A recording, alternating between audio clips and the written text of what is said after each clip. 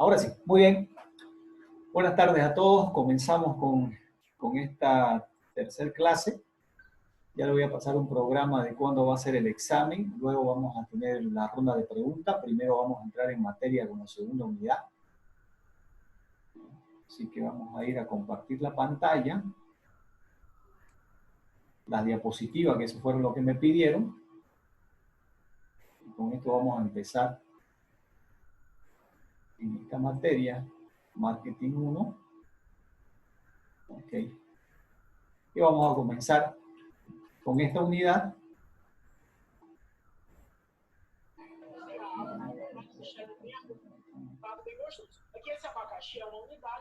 Alguien está mirando una película. ¿Alguna película en...?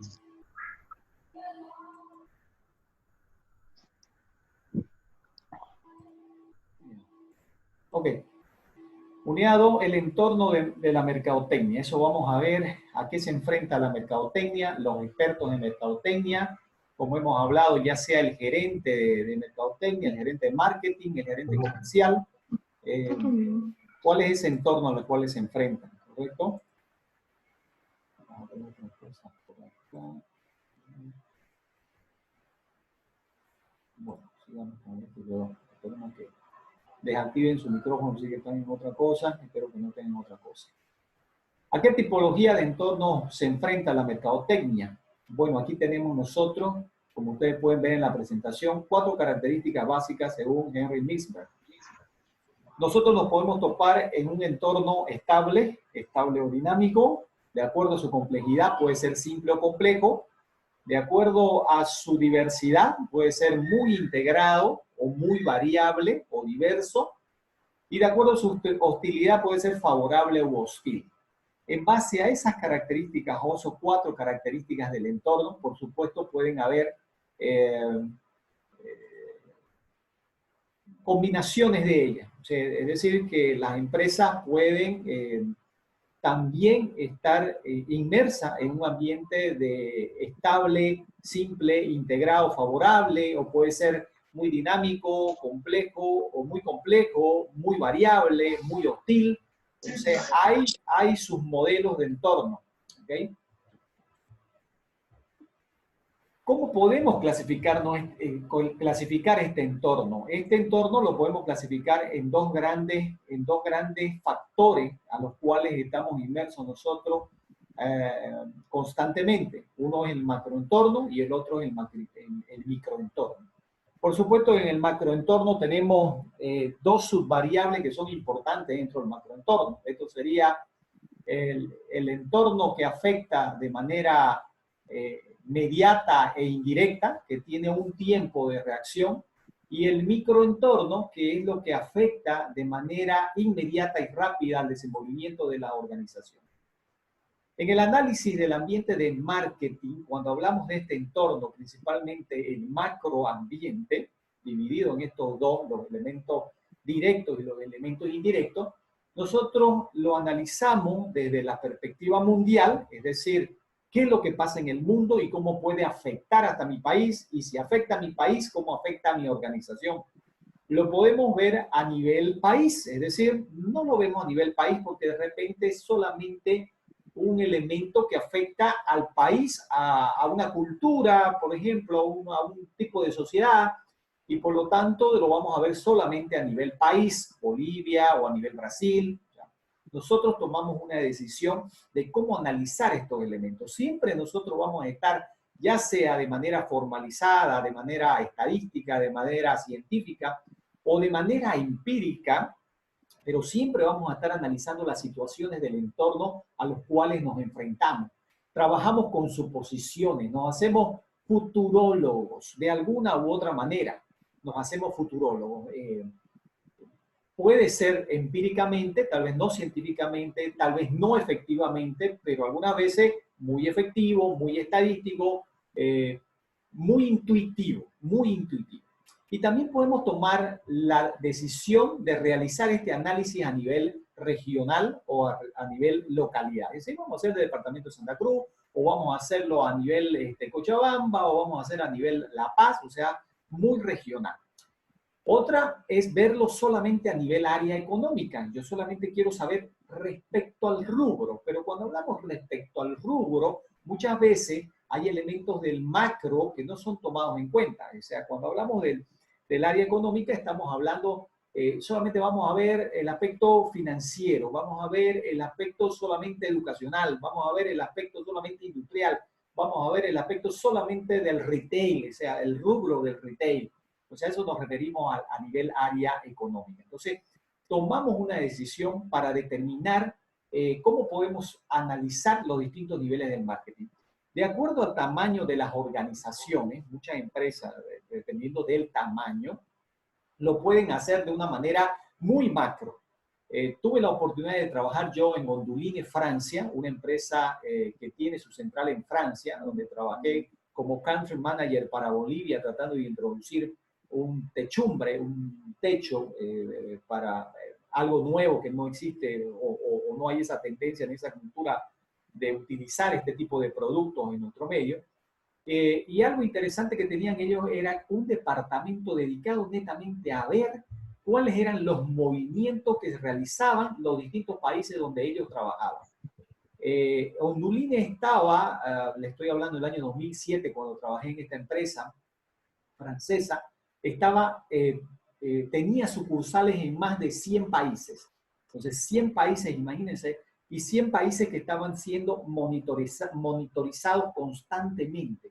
Nos pasaban información una vez al mes, nos pasaban información de todos los países, por supuesto en formato de inglés y en formato francés, que, bueno, en francés no le hacía nada, en inglés algo, y tenía que buscármela para entender cómo estaban las tendencias y cómo se habían movido la industria del rubro de la techumbre en el mundo, o donde ellos se encontraban trabajando en determinado momento. ¿Por qué les hablo de esto? Porque fíjense que lo que le comentaba depende del tamaño de las organizaciones para determinar cuál es la importancia de saber cómo se está moviendo el mundo. Y eso es muy importante. Muchos empresarios, muchos emprendedores o los posibles futuros emprendedores siempre están viendo qué sucede, qué está pasando con esto, qué está pasando con lo otro y cuál es el efecto que tiene esto. ¿Por qué hoy en día, por ejemplo, muchas organizaciones con el tema del COVID, que siempre va a estar en nuestra mente, el tema del coronavirus, ¿no? ¿En qué puedo invertir? ¿Qué puedo hacer hoy? ¿Dónde debo invertir y dónde no debo invertir? Entonces, ¿cuál es el efecto que tiene? Por supuesto, el efecto es muy obvio, es muy fuerte, pero también ustedes se han dado cuenta que hay rubros en los cuales en este momento es bueno estar, que se ha duplicado, triplicado o cuatriplicado su demanda. A pesar de tal vez no poder haber una oferta, las empresas que están en ese medio, les aseguro que están ganando muy buen dinero. Entonces, hay negocios que se activan, pero también hay otros negocios que se desactivan. O sea, vemos que en la economía la mayoría de los negocios que se desactivan son en mayor cantidad, ¿no? Y ustedes lo saben muy bien, miren lo que está pasando en la industria del petróleo. Con la industria del petróleo, ustedes ven algo que es increíblemente interesante, nefasto tal vez a nivel mundial, un cambio de poder y la hegemonía económica del mundo, pero ustedes ven que por la falta de movimiento de vehículos, ¿qué es lo que está sucediendo? Por la falta de movimiento de vehículos, no hay una gran demanda de los carburantes a nivel mundial, del petróleo, por supuesto, de la refinación o de refinar este producto en un producto terminado para la industria automovilística y industrias que se han parado. Esto que ha llevado a que haya una sobreoferta de la producción de petróleo y una No lo disminución. escucho, Listen. Hola, hola, ¿los demás me escuchan? Hola, hola, ¿los demás me escuchan? Parece que se colgó, Sí, dicen. se colgó. Hola, pero me están escuchando en este momento, ¿no? De todas formas, Ahorita sí, Ahora sí, sí, Lisa. como les digo, esto está grabado y como se graba no hay problema, lo pueden escuchar muy bien luego ya en la grabación final, ¿ok? Gracias, dicen. Perfecto, como les estaba hablando, entonces esto es el aspecto de relevancia sobre la influencia que tienen los elementos del entorno, lo que estamos viviendo, les decía, en este momento. Y como ven ustedes, hay industrias que les ha afectado demasiado, muy fuerte, el tema del coronavirus de una manera negativa, pero hay otras industrias que se han activado y ahora dice uno, ¿en qué puedo invertir? Lo que le decía. veía algunos empresarios que tenían unas 6 empresas y veían que de las 6 empresas, 3 no estaban preparadas para esta situación y por lo tanto tenían que cerrarlas. No había otra manera de poder continuar en el negocio porque no estaban preparados para esta situación. Pero vemos otros negocios que sí estaban preparados para esta situación. ¿Okay? Entonces, ¿a qué nivel lo vas a hacer? Aquí es donde nace el macroambiente. Ustedes se van a acordar siempre del famoso, o algunos autores lo denominan herramientas de análisis del macroentorno, con el análisis PESTA. El análisis PESTA se hace para que nosotros podamos recordar qué herramientas podemos utilizar para hacer un análisis del ambiente, del ambiente externo de la organización, específicamente del macroambiente.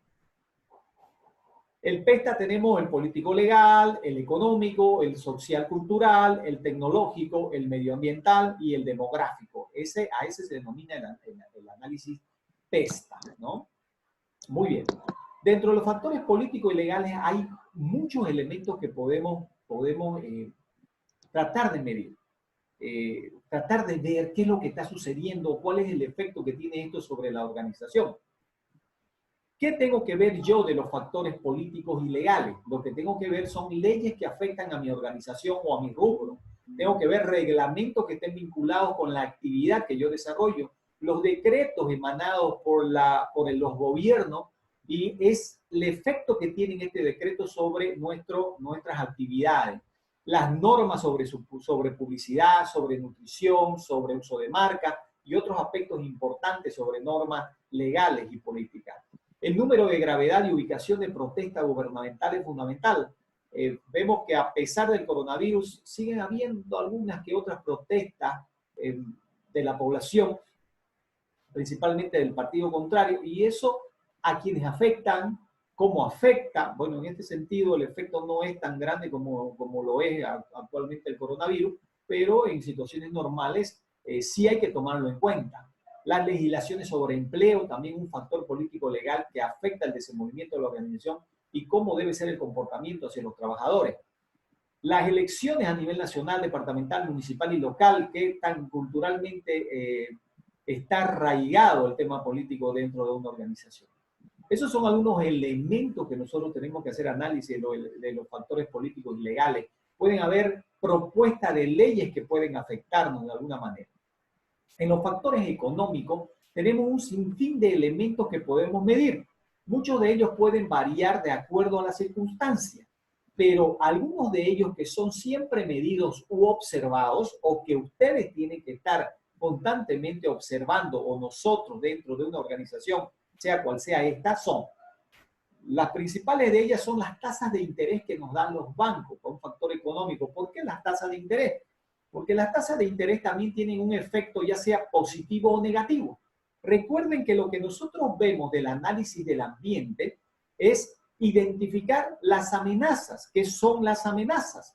Las amenazas del entorno son aquellas cosas que afectan de manera negativa el desenvolvimiento de las organizaciones.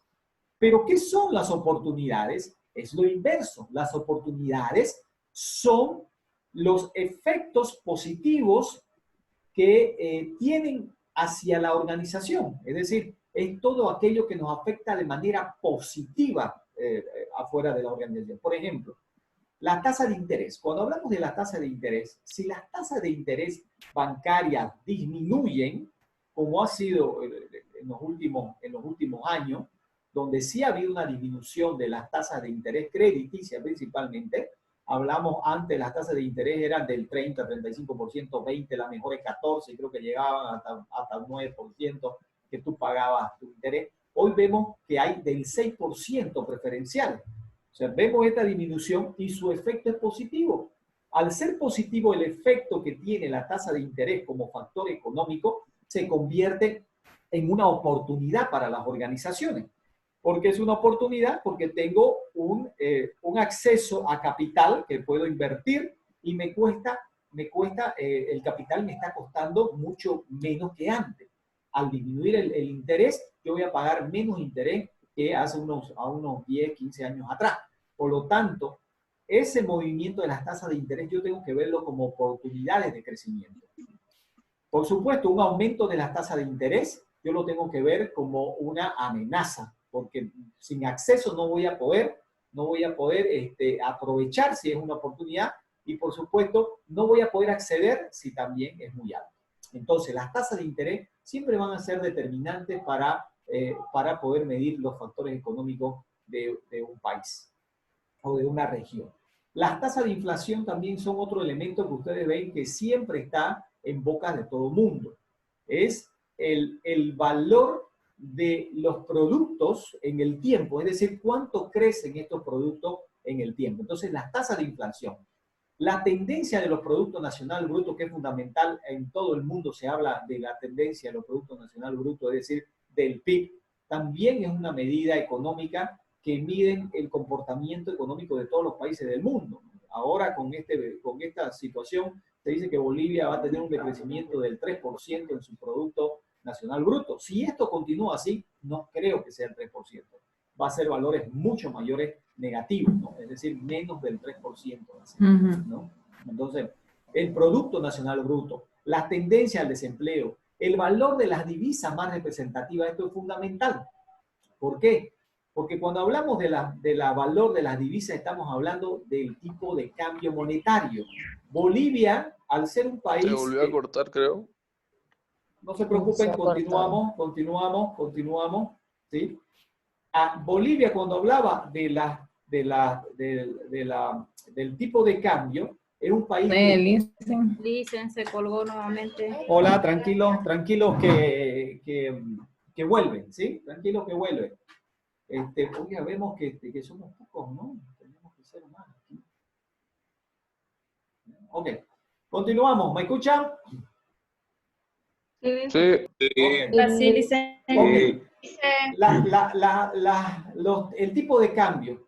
Nosotros estamos afectados por los tipos de cambio de nuestros países vecinos. Brasil con el real, el peso argentino, el sol peruano. Todas estas monedas que están alrededor de nuestros países, los países fronterizos, afectan de manera muy fuerte el comportamiento de nuestra economía. Si ellos devalúan su moneda, el precio de sus productos se vuelve demasiado competitivo.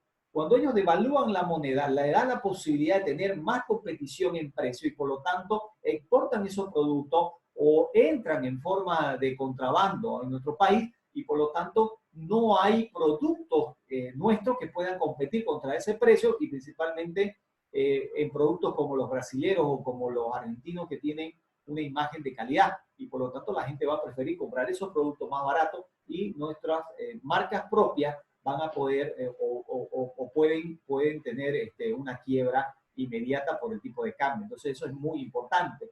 Los actores de importación y exportación, es decir, la balanza comercial también es un elemento muy importante que siempre la van a ver, que es cuánto exporto versus cuánto importo, ¿no? La diferencia que hay entre eso.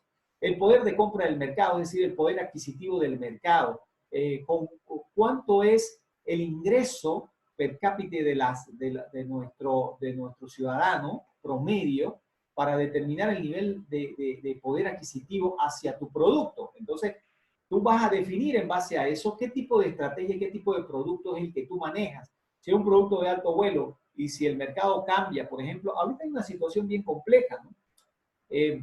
¿Qué pasa con esta situación veamos un escenario que sea catastrófico, ¿no? Si fuera un escenario catastrófico, realmente, digamos, pesimista, no es solamente como algo didáctico, vemos que los ricos se van a empobrecer. Bueno, depende de qué rico. O sea, tal vez los políticos no se van a empobrecer, digamos, ¿no? Pero, ¿por qué? Porque tienen una fuente de financiamiento, ya saben, la corrupción y todo esto en todas partes del mundo, principalmente en nuestro país. Entonces, ellos tal vez se puedan mantener, pero la mayor cantidad de gente se va a empobrecer, ¿no? Empresarios que quebran y que no saben hacer otra cosa que lo que hacían, ¿qué van a hacer? ¿No? O los pequeños empresarios que podían mantenerse, ¿qué van a hacer? Si yo soy peluquero, ¿qué voy a hacer? Si yo tenía un restaurante, ¿qué voy a hacer? Entonces, ¿a quién me voy a dedicar? No es para causar alarma para esas personas. Tal vez cuando pase esto volveré a retomar. Pero si no pasa, ¿de dónde voy a sacar el dinero? ¿A dónde voy a recurrir? Digámosle que el ambiente se vuelva súper pesimista y que todos tengamos que ir a un área común Ay, porque otra no vez se tenemos colgó. dinero. Hola, no se preocupen, como le digo. Entonces, imagínense que los niveles de poder de compra del mercado van a bajar. Ya no van a poder comprar carne de primera o los productos de primera van a tener que bajar los precios porque tu mercado y tu sociedad tiene un poder de compra, un poder adquisitivo menor. Por lo tanto, existe más pobreza, los gustos, las preferencias, o tal vez las preferencias no cambien, pero las necesidades sí, ¿no? Entonces, el ingreso actual per cápita, los descuentos, la deuda, la disponibilidad del crédito, que también es otro, por eso la inyección de liquidez en el mercado, la disponibilidad del crédito es fundamental también medirlo, y por supuesto las políticas monetarias y fiscales. En los factores sociales y culturales, ¿qué son o qué aspectos son importantes dentro o que tengo que medir dentro de los factores sociales y culturales? Cosas que me interesan como negocio es el crecimiento de la población de nuestro mercado. O no solamente del mercado, sino de Bolivia. Hay muchos productos que han llegado a la etapa de madurez y al llegar a la etapa de madurez, el crecimiento anual de un producto que ha llegado a una etapa de madurez tiene relación directa con el crecimiento de la población de un país. Es decir, crecimiento que está entre el 2, 3, 4, 5, 6% máximo anual. Yo sé que dentro de las organizaciones nos piden crecer 10, 15, 20, pero eso ya depende de las acciones de mercadotecnia. Sin embargo, estos productos que están maduros tienen un crecimiento más lento porque ya han llegado a su límite máximo. Ahí ya depende de las estrategias que utilicemos, que luego las vamos a ver en otra materia. ¿Ok? Entonces, la mezcla de edades de la población también es un factor muy determinante dentro del macroambiente.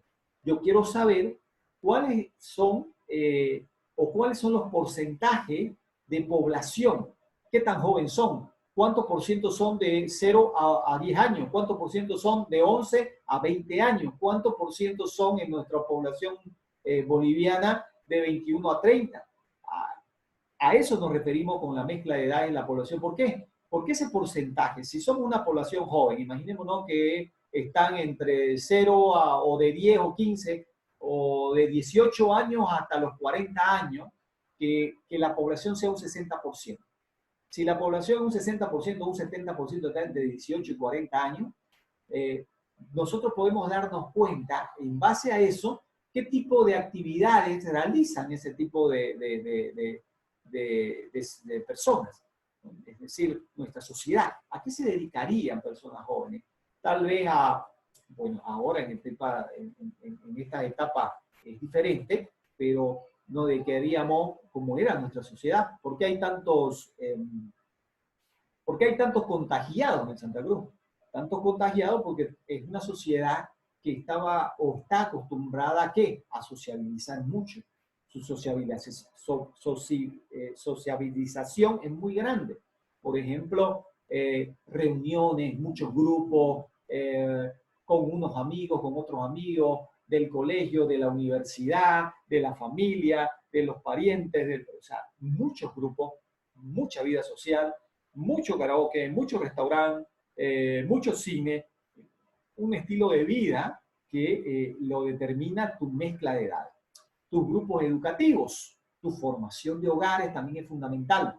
Cómo está conformado, cuántos hijos tienen, si hay un porcentaje muy alto de parejas todavía casadas, cuánto es la incidencia de los divorcios, cuántas personas divorciadas, cambios geográficos en la población. Fíjense en la formación de hogares en nuestro medio, particularmente en Bolivia, creo que en todo Bolivia, todavía nosotros vivimos mancomunados, es decir, todavía tú ves familias que viven con todos, el padre, la mamá, el hijo, la hija, casado, pero viviendo en el mismo lugar, y el padre y la madre dando de comer, ¿no? Lo que le dicen, digamos, la olla grande, ¿no? Y el papá y mamá tan querendón, tan lazo familiar, tan fuerte nuestro lazo familiar, que no dejan que los hijos se vayan. Mi amor, usted es mi hijo, usted es mi hija, usted no se me va, usted tiene casa acá, tiene comida, no necesita nada. Entonces todavía vivimos como familia mancomunados. No quiero que se me vaya nadie, ¿no? En otros países como Europa o Estados Unidos, es muy poco ver estas situaciones. El hijo a los 15 años, 18 años, ya está fuera de casa buscándose la vida. Pero nuestro medio es distinto. es diferente. Entonces, otro factor dentro de los factores sociales están los cambios geográficos de la población, los números de matrimonio, los números de nacimiento, las congestiones de tráfico son fundamentales, el estilo de vida, las actitudes hacia el gobierno, hacia el trabajo, estos son muy determinantes. Por supuesto que hay otro elemento dentro de los factores sociales y culturales. Por ejemplo, dentro de estos elementos culturales está la religión, cuánto por ciento de gente religiosa hay versus ateo, cuántas religiones hay, para determinar hasta la forma de hablar. Fíjate, si yo utilizo marketing político siendo una candidata o un candidato presidencial, ¿no? Yo determino cuál es el número de personas de cierta religión para tener cuidado, porque puede ser contraproducente. Imagínate que yo empiece a hablar contra alguna de las religiones, eso me va a quitar un punto importante dentro de las votaciones. Entonces, por eso es muy importante ver estos factores sociales y culturales. Los factores tecnológicos, ¿cuáles son algunos de los aspectos importantes? Son muchos más de lo que yo le estoy hablando, pero les doy los que son muy importantes para medirlo. Algunos de ellos pueden ser en menor grado y tal vez algunos que no he tomado en cuenta se pueden convertir en importantes. Los factores tecnológicos tenemos la forma de producción, la comunicación de un país, las tecnologías disponibles en este país y dentro de la empresa, la evolución de estas tecnologías y disponibilidad en un futuro y en cuáles participará o participa la empresa. ¿Okay? Los factores medioambientales, tenemos inundaciones, sequías, derrumbes, escasez, peste, lo que estamos viendo es un factor medioambiental, que son también aspectos que influyen mucho en nuestro medio. En el análisis del microentorno, también nosotros podemos ver, como ustedes se dan cuenta, en el análisis del microentorno, vamos a ir a esta gráfica, ¿cómo la medimos? Hay una herramienta que también, al igual que el PESTA, la podemos utilizar, que se llama las 5 fuerzas competitivas de Michael Porter, porque fue Michael Porter quien la propuso como una forma de medir el atractivo del mercado. Estas 5 fuerzas competitivas son los competidores actuales en el sector industrial, los proveedores o el poder de negociación de los proveedores, los compradores o los clientes o el poder de negociación de los clientes, la amenaza de producto sustituto y, por supuesto, la amenaza de nuevos competidores en el mercado, es decir, las barreras de ingreso. A eso se le denomina el análisis de las 5 fuerzas de Porter, ¿ok? Por ejemplo, el poder de negociación de los proveedores. Los factores que tenemos que tener en cuenta son nuestro volumen de compra, ¿ya? La existencia de otros proveedores, la situación del mercado, el nivel de la organización de los proveedores, la importancia relativa del producto, lo que nos costaría cambiar de proveedor y otros aspectos. ¿Qué estrategia podemos seguir para poder minimizar el poder de negociación de nuestro proveedor? Debemos aumentar nuestra cartera de proveedores si fuera posible, establecer una alianza a largo plazo con ellos, la base de negociación, y pasar a fabricar también nuestra propia materia prima no deja de ser una manera de estrategia de integración hacia atrás para poder controlar los precios de nuestra materia prima. En la amenaza de nuevos competidores, que son la posibilidad de que alguien ingrese en nuestros mercados, algunas de estas barreras de entrada más importantes para preservar nuestra cuota de mercado son nuestros menores costos, que no puedan competirnos en costo, nuestros accesos a canales de distribución. Por ejemplo, Coca-Cola en Bolivia tiene esa situación. Ellos manejan tanto su canal de distribución que es muy difícil que otra marca pueda competirle. Los competidores que llegan a ingresar a estos canales que están muy fidelizados por Coca-Cola no tienen una participación muy interesante como es Coca-Cola en el momento. Las barreras legales también se convierten en una barrera para minimizar el impacto de nuevos ingresantes en el mercado. La diferenciación de nuestro producto, nuestra inversión también es fuerte. Si nuestra inversión es muy alta, muy pocas personas querrán ingresar a este mercado. Nuestra experiencia acumulada y, por supuesto, nuestros movimientos organizacionales ya asentados en el mercado, esos son barreras de ingreso para los competidores. Cuando hablamos de productos sustitutos, ¿qué podemos hacer? Porque el producto sustituto es aquel bien que satisface la misma necesidad. Nosotros tenemos que mejorar o aumentar nuestros canales de venta para eliminar la competitividad de nuestro producto sustituto. Aumentar nuestra inversión en marketing y publicidad nos ayudará a poder tener a raya nuestro producto sustituto. Incrementar nuestra calidad de producto y, por supuesto, en lo posible, si fuera posible, reducir su precio y diversificar la producción hacia posibles productos sustitutos. Cuando hablamos de rivalidad de competidores, estamos hablando quiénes son nuestra competencia. Yo soy de la idea que debemos medir a toda la competencia para determinar cuál es la participación de cada una de ellas. El análisis siguiente, una vez que tú has hecho el análisis de todos los competidores del mercado, es determinar cuál es tu competidor directo, que no lo son todos. Pero tú tienes que saber quién está y quién es qué en cada segmento de mercado. Por eso tienes que medir la rivalidad de los competidores, el número de competidores que hay. ¿Cuántas universidades hay en Bolivia? Pueden haber 25 o 30. ¿Qué tan competitivo es? Por ejemplo, en un mercado muy fragmentado de competidores, hablamos, o sea, de las tiendas de barrio. ¿Cuántas tiendas de barrio hay en Bolivia? En Bolivia, en el eje troncal, nada más deben haber cerca de 40.000 a 50.000 tiendas de barrio. Imagínense ustedes, recientemente hay algunas empresas que se han metido a ese mismo rubro. Está WOW, está Pronto, está Quina, está Sofía al Paso y otras empresas que se están metiendo en ese rubro, que en otros mercados, como el argentino, como el brasilero, el español, el mexicano, ni qué se diga, el Estados Unidos y otros negocios en Europa, son manejados por una franquicia, por una marca mundial, Open25, Oxxo en México, los 7-Eleven, que tienen aproximadamente más de 15.000, 25.000 puntos de venta en Estados Unidos. Acá creo que la empresa que tiene más puntos de venta enfocado principalmente en licor es Tiendas Ya, si no me equivoco, Tiendas Ya, ¿no? Con Paseña, que debe tener alrededor de unos 70 a 100 puntos de venta.